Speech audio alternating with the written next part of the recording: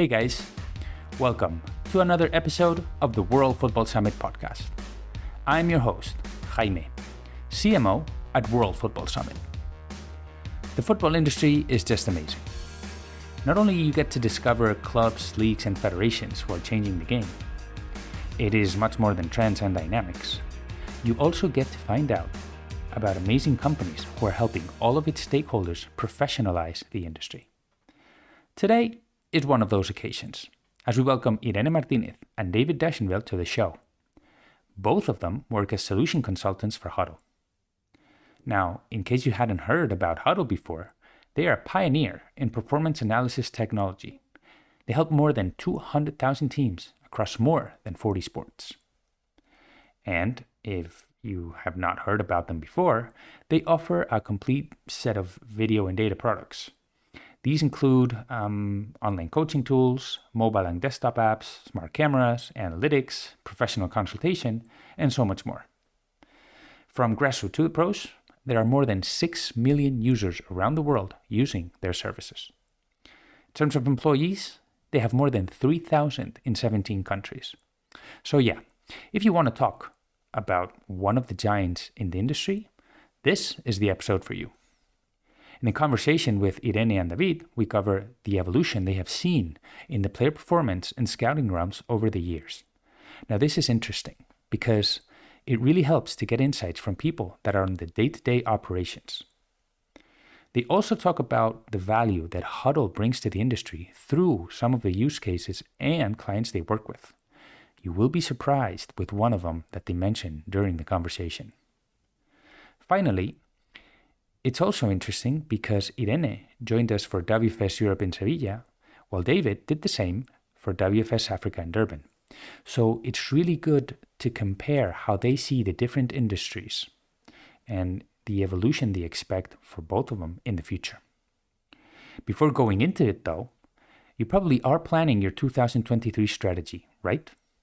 Well, if that's the case, mark your calendars, as we have already opened our pre-register forms for Football Innovation Forum in Istanbul on June 9th. Yep, you have that right.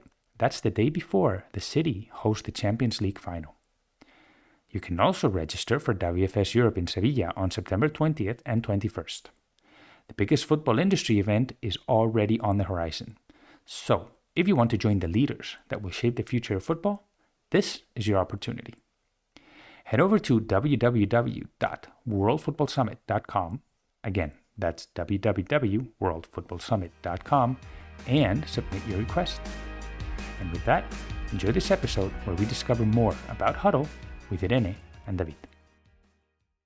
Okay, David, Irene, thank you so much for joining us in the World Football Summit podcast. It's so great to have you both here, especially after having seen you at the World Football Summit, both in Africa and Europe.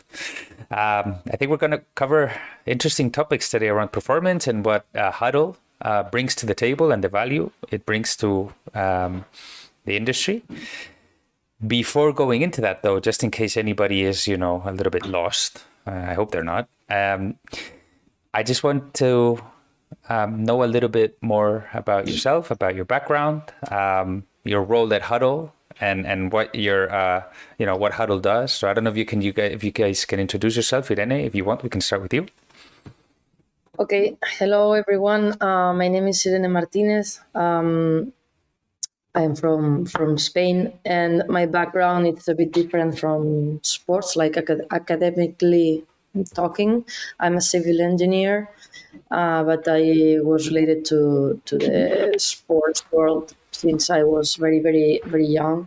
So then when I got all the studies and all this logical thinking, and so I saw I could put together the sports knowledge with the technical and analytical knowledge.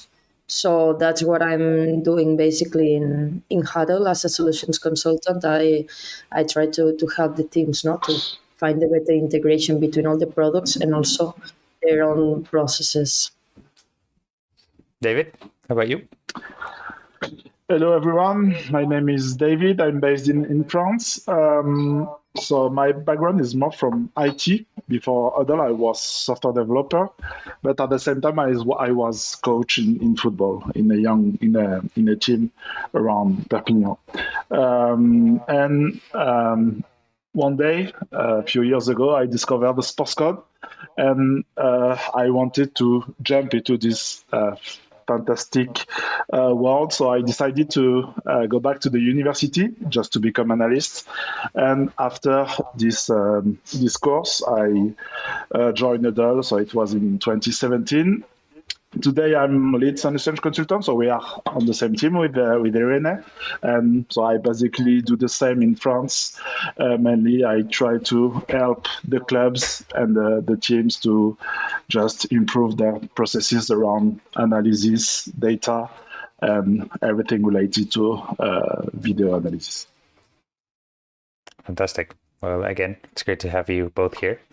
And at the World Football Summit podcast, we like to discover, let's say, the different businesses that are part of the industry. I doubt people out there don't know about Hudl, but just in case somebody out there that hasn't heard of the brand, and given that you have had years of experience at Hudl and that you've worked with football clubs in Europe, Africa, all over the world, really.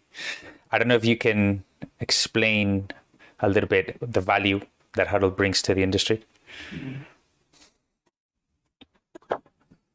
So obviously, as everyone knows, we provide video analysis tools, we provide camera, we provide data to the club. But I think the main value we bring to the club is like the services we bring to them. So I think now people trust us a lot, and every time they have a question around processes, around analysis in general, not only related to video, about player development as well. So they come to us and they ask us, how can we do that, or can we implement this workflow? And so that's what I try to do every time I speak with someone. So don't talk about the tool, because you can use any tool in the market, but just explain to me what you want to do, and then we will try to find the best way to achieve what you want to do. So yeah, I think so that's my main value as an Hudl employee. I try to help every club, every team, every coach to achieve what he wants to do.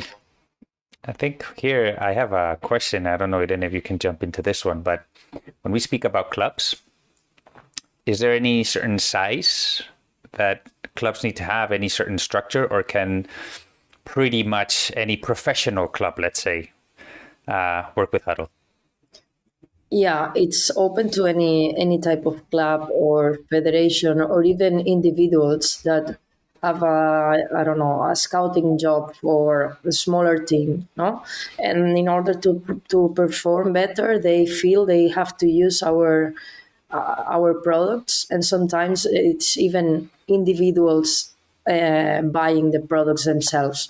No, so it can go to a one-person club, which is not a club, no, obviously, to a federation, to any big club. It isn't a matter of size.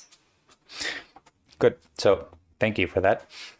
I guess that what leads me to let's say conclude is that it helps smaller teams kind of level the playing field a little bit, no? Because it enhances their technical capabilities, no? So effectively, and I've seen examples of smaller clubs using Hudl's technology to actually be able to compete at the highest level.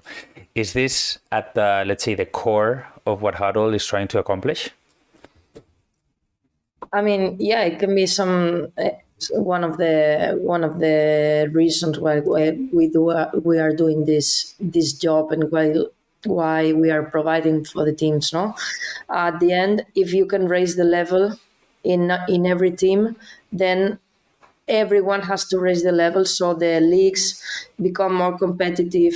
Even the national teams, we have some deals with some federations that provide the technology, our technology, to all the league, so they help all the teams to level up at the same time. So if you push me to be better, I'm gonna push you to be even better every time. So at the end, you are enriching, no, the ecosystem and professionalizing even more the environment. And I can give you a good example of on how we can help federation. So 1 year ago, approximately, I was in Morocco, and from what Morocco is doing currently at the World Cup, that's amazing. And so we have a partnership with the federation. So we went there in order to train all the analysts of the federation, all the analysts of every club. So all the teams of the federation are using the sports code and all our tools, but they also the federation also provides tools to the club. So we bring everyone together at the federation, and we have done some workshops, some trainings, some on-site trainings, and so that's the perfect example for us where we can help a federation. And so it's not only just about video analysis for sure, but when we see what Morocco is doing currently at the World Cup, so let's say we can be proud on how we can help this federation. I could not think of a better example, such a relevant example as of today. So congratulations on that, because it's the perfect example. I do have a question because, I think there's a trend, and I don't know how you guys feel about this, but lately there's a trend to a more, let's say, data-oriented, let's say, frameworks, strategies. But is there still room for, let's say, call it informally, let's say, gut instinct or creativity? So is it all about data? Until what point does instinct and experience complement all of this? I don't know if you've seen it from the work you've done in the past. Yeah, I think we share the same opinion, David and me, and more experts in the industry. But I think data alone cannot work. It's only needed the subjective knowledge, no, of the sport, of the player, of the game model, of everything. Yeah, I wouldn't say it's a gut feeling or whatever, but a subjective information, subjective thinking. Okay, we have the objective data, let's say, with all the data. Let's be redundant, but then the last step of all that job that you have to do with data, the last step has to be the subjective evaluation of that data. I think you know, David, when you work with all your teams.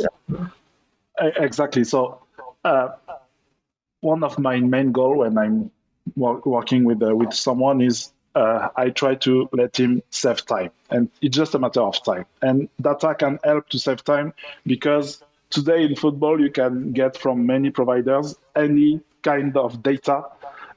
So if you can get this data and help to bring together to build what you want to see on a game, but at the end, as Irene said, so you have to watch videos, take decision. So is a big help on how you can take a decision, but at the end you always need a coach, someone who will take this decision. So you have to watch video for sure, and data alone can't work. Yeah, I think it's important to clarify that, no? Because sometimes we feel, let's say, quote unquote, prisoners of the data. But at some point you need also that experience, that human side that's gonna, effectively combine both to get the best results, no?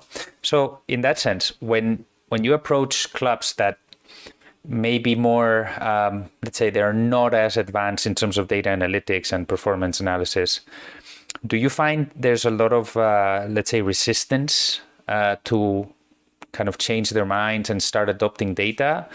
Or is it something that's, let's say, easy to convince managers of?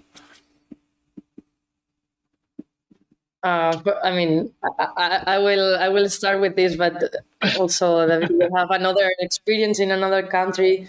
What I have seen is that when you have more resources and you give it for granted that you can get data, you can get whatever, if the coach is not a very, not technical, but if he is used to work like he has worked like the last 10 years, it's going to be difficult to work with data with him or her. And what I've seen is that when you approach smaller teams that they don't have these resources, I have seen that they are more open-minded to get more things, to get more data, because they understand that that's a big help they can have because they didn't have it before that. And that's the feeling I'm getting here. Obviously, in big clubs, you will get a coach that it's super data oriented, and then he will be out 2 years later, and a new coach will arrive, and maybe he doesn't want to do anything with data.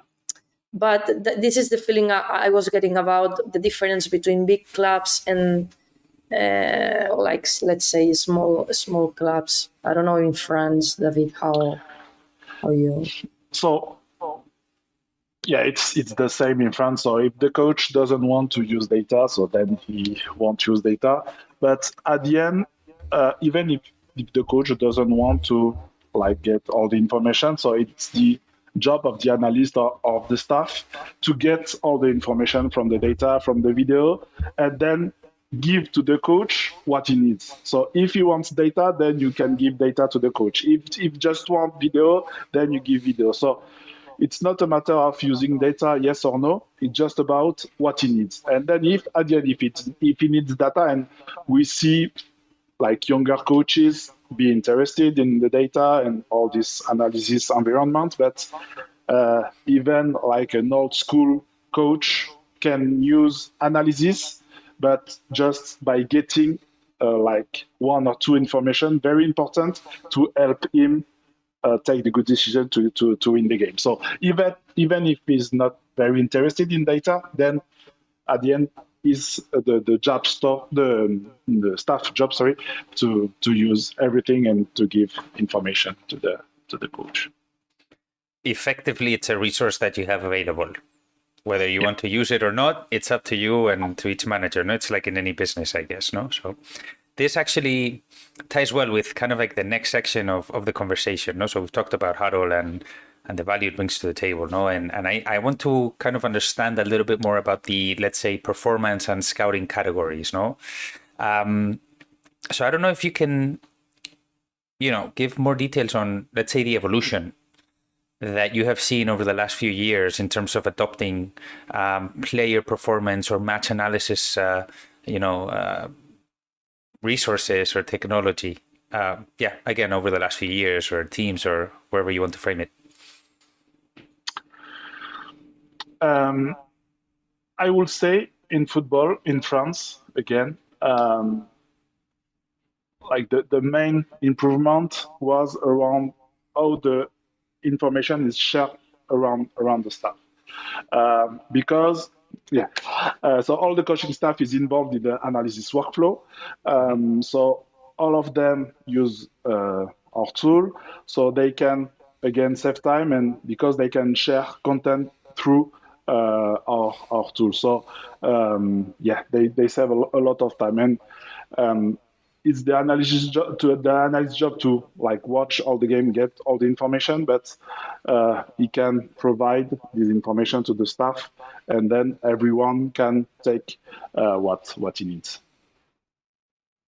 And what about, or does this translate also to the realm of scouting? Because that's another area that's been evolving a lot. There's a much more data-oriented focus to that. So, Irene, I don't know if you've seen an evolution on that field as well. Yes, obviously, this is let's say this technology side of football. No, it's growing every year, and there is a new reality every, I don't know, 3-5 years. So if you look back to 5 years ago, there are a lot of differences, no? And as the time comes, it's even increasing the differences. I feel right now the scouters just don't just rely on their, like we were saying before, on their gut, on, okay, I'm gonna watch on site these 3 games of this player. It's not only that. I mean, before that, right now they have, they are able to do a huge research, not only in terms of sports performance, but in the backgrounds of the players, if the player can fit the game model of the team. So it's just not a matter of watching the players on site. That I think it's becoming more like the very last step of the process. Like, you watch video online, you have access to all the parts of the world at the same time. If you go on site, you are, just restricted to what the players playing in that region. That's also important, what's them in life in on site, let's say. But I think that's one of the differences, and obviously that they are using data to complete to back up their decisions, and not only their side. Like, okay, this is the player we need. They have an objective data behind that decision also, and I think that can also is leading to the teams to uh, do wiser investments in players, because at the end you invest on a player to win games, or to develop the player for 1 year or two, and then sell it for even like a double price or whatever. So it's also a matter of investing wisely, no? This part of the of the business, let's say. Here, I guess before moving into the next question, I'm just thinking that if the audience is interested, I highly recommend they go over to the World Football Summit YouTube channel, because in there you will see 2 fantastic panels from World Football Summit Europe and World Football Summit Africa, where you guys from Hudl actually lead 2 panels on performance brilliantly, I must say. And I'm not saying just because you're on the podcast, it's just because it's really an interesting topic, and you can see the evolution from great experts, both in Africa and Europe. But anyway, so definitely recommend that. I guess I want to understand, because you have experience at Hudl, you work very closely with clubs. So, and here at the show, our goal is to help the industry learn as much as possible. So I don't know if you can both share whatever you can share, because I understand there must be NDAs, but if you can share some learnings about a particular project that you've worked with, that the industry can learn from. So what was the problem? What was the role? What was the outcome? Anything that you can share? No, I wouldn't say there isn't a specific project or whatever. I would say the reality we are facing is that the way that the team works in terms of the staff, not the players, but the staff, it's the club adapts everything to the staff, and maybe the staff, it's only 1 year in the club, or 10 or 5, but it has an end date. And then there is another coach. The club needs to adapt again all the technology, all the processes, all the workflows for this new stuff. And that's something that we feel I wouldn't say not correct, but it's not ideal, because you need to readapt many times on the fly. Like at the middle of the season, there is a change. There is not a clear process in every club, no? To this is how we work. This is the tools we have. This is the workflows, the technology. No, they are switching depending on the stuff that comes. I feel I mean, as well as the coach has to adapt a bit his game model to the team he's going to coach.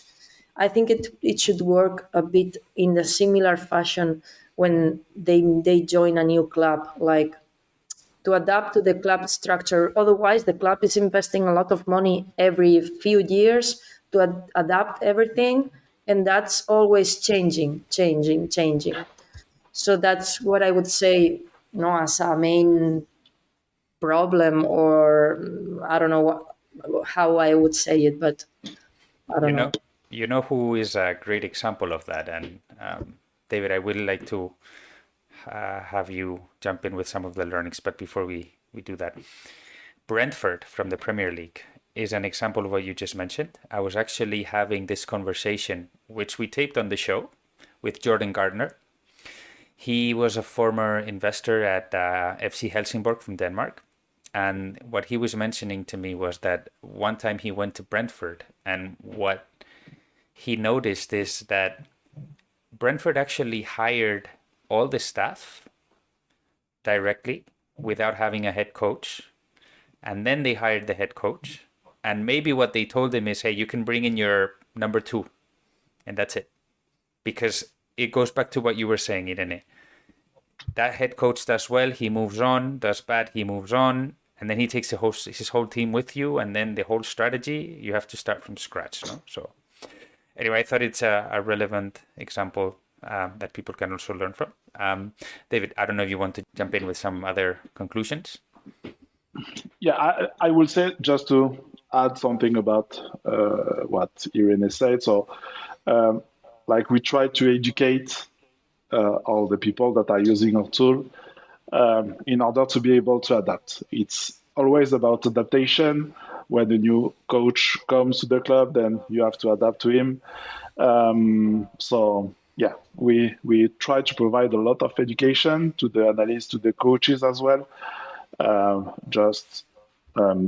so they can all work together. Even if they are not from the same club, if they have not the same philosophy, but if they adapt to each other, then they can work properly. So yeah, we try to educate everyone.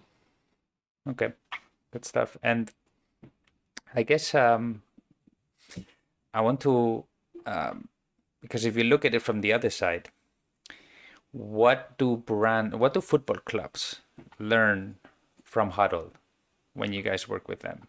What because you're a brand that's all over the place, all over the world, has vast experience. What is the outcome is there any change in the mindset that they learn?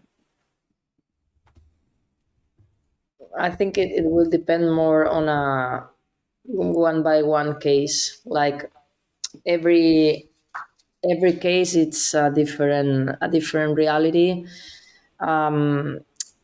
As we work with many elite teams and many different sports, we are able to mix ideas from one sport to another.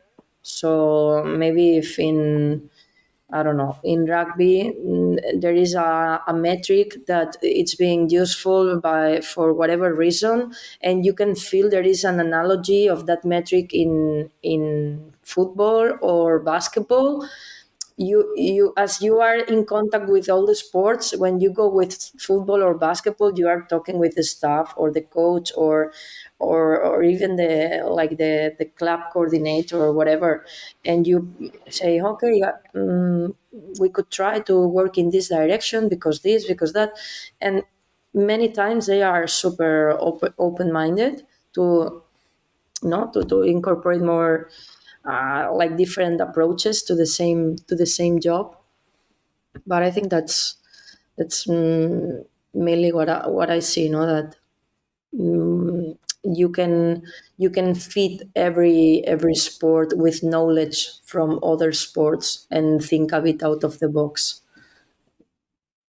At the end of the day, it's just like any business out there. No, I think one of the best practices of any business leader is to learn from other industries, other businesses that may not be directly tied to your activity, and then how can you transfer those skills into the business, or in this case, into the sport. So yeah, I totally agree with that, Irene. Thank you. What about trends? Are there any trends that you're particularly following or that catch your attention in terms of what or how they're going to impact in the future?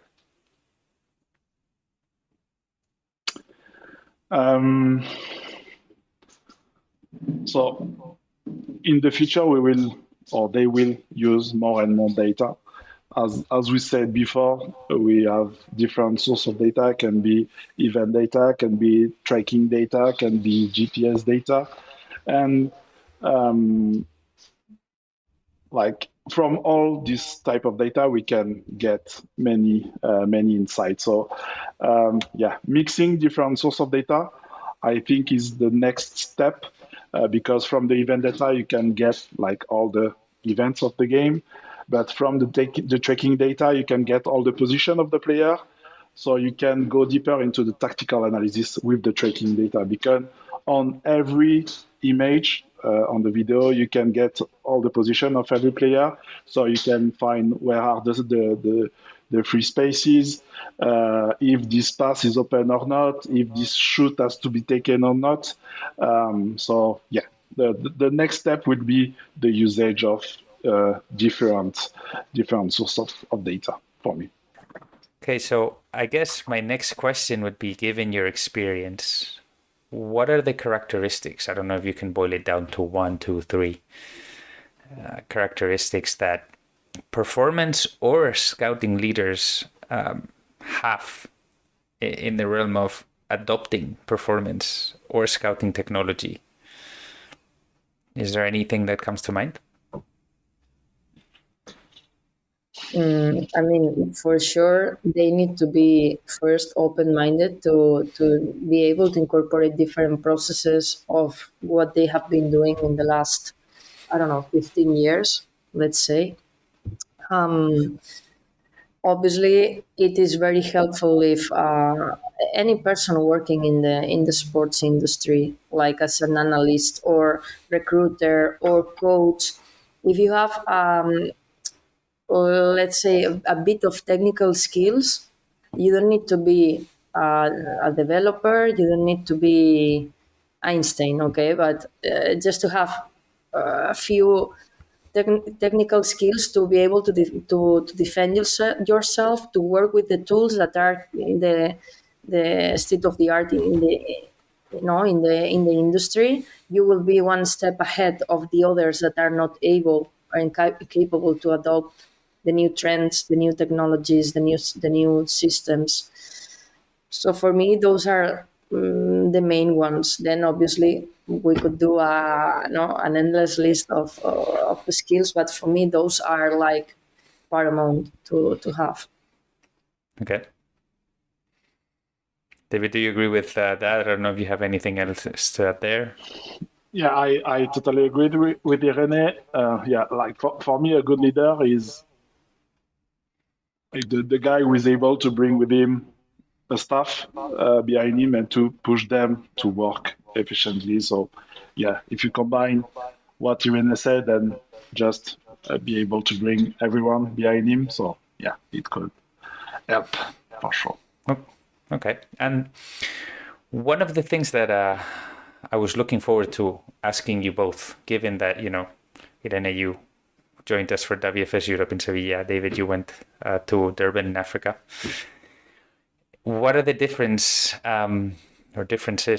that you see between European clubs and African clubs in terms of adopting this technology, whether it's in the performance realm or scouting realm? What stands out for you?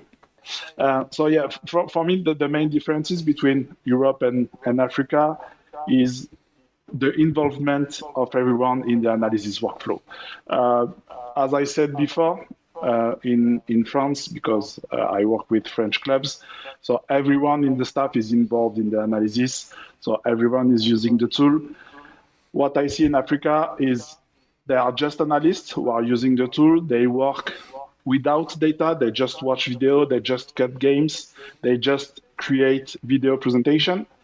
So they have to reach this step about using data, getting all the information, and evolving all the coaching stuff in the workflow. So for me that's the best difference. So I joined Hudl almost 6 years ago, and so it was like that in France at this time. And now, by education, we try to improve everything. So that's what we will try to do in Africa as well.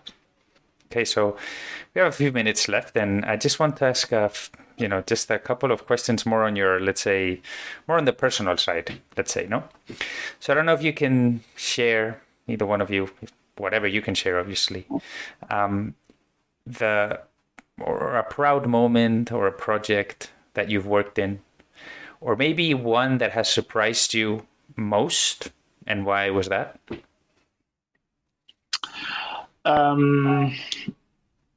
Well, in France, since many years, so we work currently with the club, which is Clermont Foot, who is the smallest budget in League One, but they started to invest in technology when they were in League Two, like 3 years ago, and every year they try to improve their workflow, add people into the analysis staff.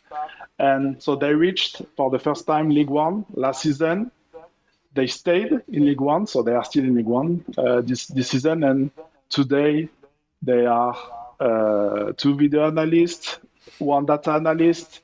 So that it should show to the other club they have to invest into this this kind of stuff, because for sure it helps at the end to win games in the long term. You can lose some game, but in the long term, then you get all the benefits of everything. Okay. Irene, what about you? Yeah, for me, it would be the work I did with and I'm still doing with the Spanish water polo national team. Okay. They were working with our tools since many years ago, but they were keeping the analysis to let's say a game analysis, but they weren't digging deeper into statistics. So I joined them this year, and I started to introduce all the statistics of all the teams, all the players, and giving more information that we were missing before. And finally, this summer, after 20 years, we became world champions in the penalty shootout, which we had lost the last 3 finals in the penalty shootouts, maybe because there wasn't this information. So you feel that there is an impact on what you have done, and it's something I feel very happy and proud of being part of. Well, first, congratulations on that. Second, it all helps. It goes back to what we were saying before. It's a resource that any sports property has at their disposal, and it's just a matter of how to use it.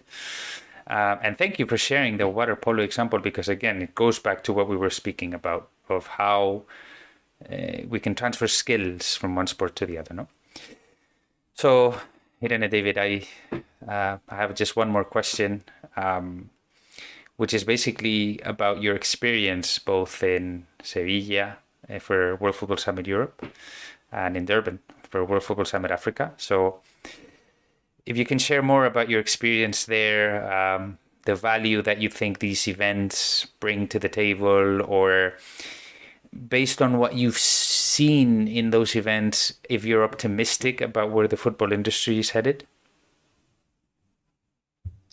Yeah, I think it was really interesting, because it was a place where the small companies, big companies, students, analysts, it was a place to to network all of the agents, let's say, of this business, that maybe in another scenario that wouldn't be possible.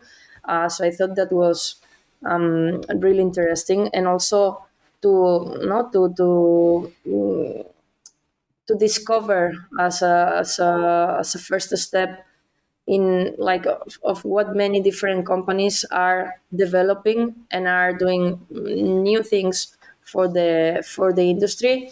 Then maybe some of the new technology presented, new apps, new whatever, maybe then they don't success, let's say.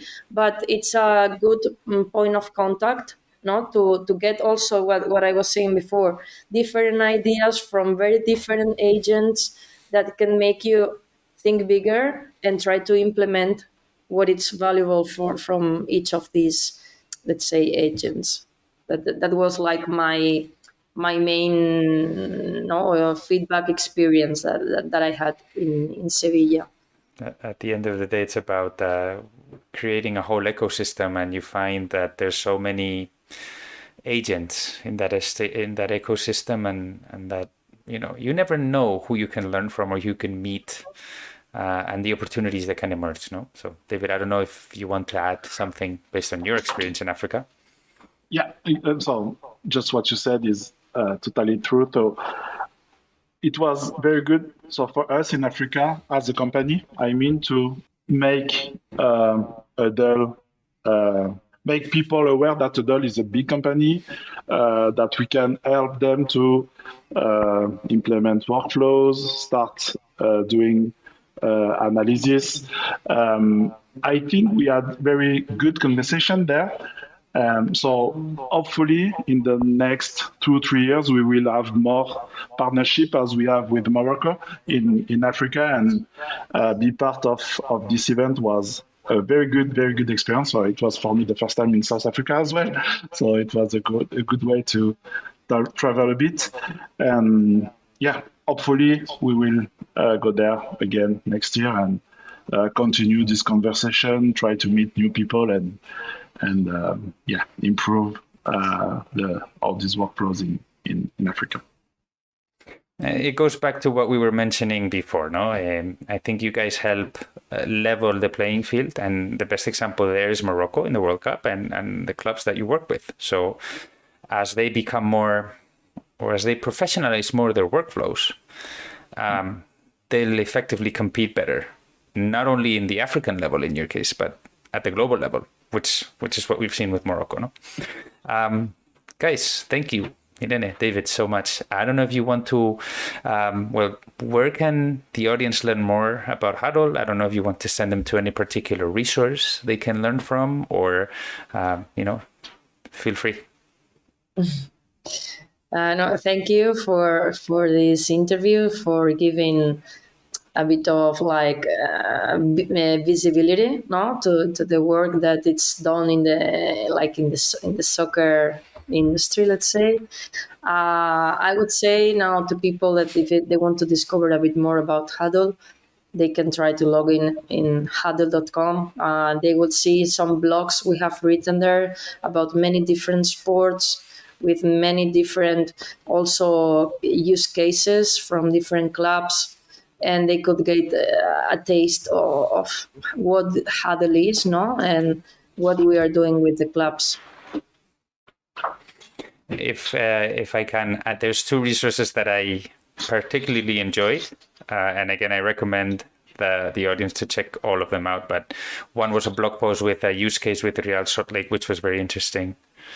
And then also during this summer, there was a fantastic report with like an analysis around the top 5 leagues, and with all the different different metrics and how it compared the equality among the leagues.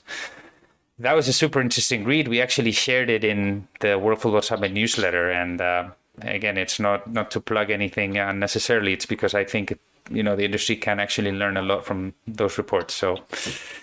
Thank you guys so much for joining.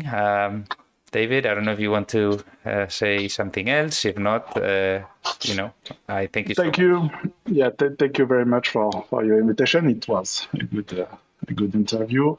I recommend everyone to follow your social networks or all our articles that we share, and we will be always helping teams and coaches. So let's keep it in contact, and we will try to help you.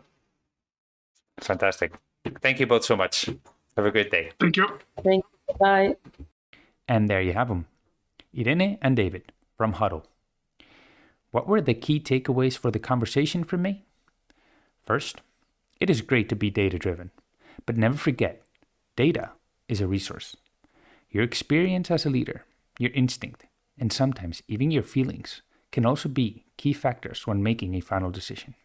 If you have doubts about how Hudl can help your football club, look no further than what the Morocco national team has been able to accomplish during the FIFA World Cup. Finally, being open-minded, having a minimum of technical skills to understand the upcoming technologies, and being able to bring people together around a mission and same objectives are key traits that sports industry leaders should have. I would be curious to know your opinion on the episode, the topic, or the show in general. So, reach out on social media and let us know any feedback. Before we go, remember, you can subscribe and rate the podcast on the platform of your choice. And you can also watch all of the panels from World Football Summit Europe and World Football Summit Africa on our official YouTube channel. I highly recommend you check out the ones that actually Hudl led during the events, if you're interested in learning more about performance technology and its application to football. Nothing else from my side. Thank you for tuning into this episode of the World Football Summit podcast. Have a great rest of your day, and we hope to see you next time.